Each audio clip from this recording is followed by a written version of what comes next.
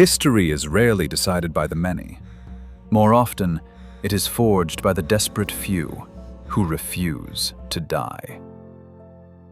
On the 24th of June, 1314, at a muddy stretch of bogland south of Stirling Castle, the world was supposed to witness an execution. Instead, it witnessed a miracle. On one side stood the English royal army. Over 20,000 warriors, draped in mail and iron plate, backed by 2 centuries of conquest that had crushed everything in its path. Facing them were just 7,000 Scots. Farmers, clansmen, men who owned no war horses and wore no armor. For every Scotsman standing in the mist that morning, 3 English soldiers were ready to bury him. But King Edward II didn't know the truth. He wasn't walking into a battlefield. He was walking into a grave that had been dug for him before the sun even rose. To understand what happened, you have to see the ground. Because at Bannockburn, the terrain wasn't just dirt. It was a weapon. To the east lay the Carse, a vast expanse of tidal marsh where the ground could swallow a man to his knees. To the west rose the dense woodland of the New Park, utterly impassable for cavalry. And running between them, the Bannockburn itself, a stream flanked by steep, muddy banks that funneled everything into a narrow corridor. The English army's greatest advantage, their staggering numbers, was about to become their greatest curse. Now picture being an English knight. 60 pounds of mail and plate armor on your body, your war horse carrying another 50 pounds of its own protection, and beneath you, nothing but waterlogged bog. Your horse sinks to its ankles. Your formation falls apart. You cannot wheel, you cannot retreat. And behind you, thousands of your own men are still pushing forward, shoving you straight into a wall of Scottish steel. Robert the Bruce had spent 8 years fighting a brutal guerrilla war to reclaim his kingdom. England's first king, Edward, had executed his brothers, imprisoned his wife and daughter in iron cages, and hunted him like an animal. Bruce knew he could never win a fair fight against England's full strength, so he decided he would never fight one. Edward II saw the opposite picture. He saw barefoot spearmen and assumed they would scatter at the first cavalry charge. He force-marched his exhausted army 70 miles in a single week, moving with the confidence of a man who believed numbers alone guaranteed victory. That single belief would cost him everything. While the English spent the night of June 23rd crammed into the waterlogged Carse, sleepless and standing in marsh water, Bruce's men were working in silence on the slopes above. They dug hundreds of concealed pits, each a foot wide and knee-deep, and drove sharpened stakes into the bottom. They scattered iron caltrops across every approach, spiked devices designed to shatter a horse's legs on contact. Then they covered everything with thin layers of sticks and fresh grass. By morning, every yard of open ground between the armies had become an invisible killing field. Then came the formation that changed everything. Bruce arranged his men into Schiltrons, massive circles of infantry, each roughly 1,000 strong, bristling outward with 12-foot pikes like the quills of a giant hedgehog. Every man locked shoulder to shoulder, shields overlapping, spear points forming an impenetrable wall. No horse on earth would charge into that willingly. But here was the genius. Previous Scottish commanders had used Schiltrons as stationary defenses. They stood still and got slaughtered by English arrows. Bruce spent months drilling his Schiltrons to move, to advance as a unit, rolling forward like a living siege engine.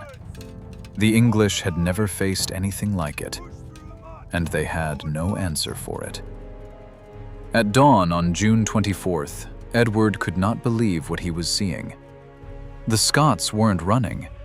They were marching straight toward him. As they drew closer, every man in the Scottish army dropped to his knees and prayed. Edward laughed. "They pray for mercy!" A Scottish nobleman in English service turned to him and replied, "For mercy, yes, but from God, not you. These men will conquer or die." The Earl of Gloucester didn't wait for orders. Stung by accusations of cowardice the night before, he spurred his war horse forward, and 2,000 of England's finest armored knights surged behind him. The thunder of iron hooves shook the earth. They expected the Scots to break. They didn't move an inch. The first wave of knights slammed into the concealed pits. Horses screamed as their legs snapped, hurling riders face first into the mud. The ranks behind couldn't stop. Hundreds of knights crashed into their own fallen, transforming the charge into a catastrophic pileup of thrashing horses and tangled steel.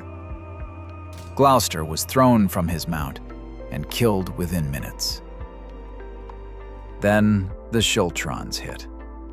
Bruce gave the signal, and 3 Scottish divisions rolled forward in sequence, their massed spear points driving into the chaos like a closing fist. English commanders desperately tried to redeploy their longbowmen to flank the Scots and shoot them apart. Bruce had already planned for this. He had kept 500 cavalry in reserve for exactly this moment. They swept around and charged into the unprotected archers, cutting them to pieces before they could fire a single decisive volley. Now the English had nothing left. Bruce unleashed his reserve. Thousands of fresh Scots poured from the tree line and crashed into the English flank. In the thick, sucking mud of the Carse, the most expensive soldiers in the medieval world were as helpless as turtles flipped on their backs. Scottish spearmen used long pikes and short axes to find the gaps, visors, armpits, groins, the places where no plate could save you. Knights drowned in 2 feet of bog water, pulled under by the weight of their own armor. It was no longer a battle. It was a slaughter. Then came the final blow. From the hillside above, the Scottish camp followers, cooks, servants, baggage carriers, tied cloth to tree branches as makeshift banners and charged downhill, screaming. To the panicking English, it looked like an entirely fresh army pouring down on them. Whatever was left of English courage shattered completely. Edward's bodyguard seized his horse and dragged him from the field.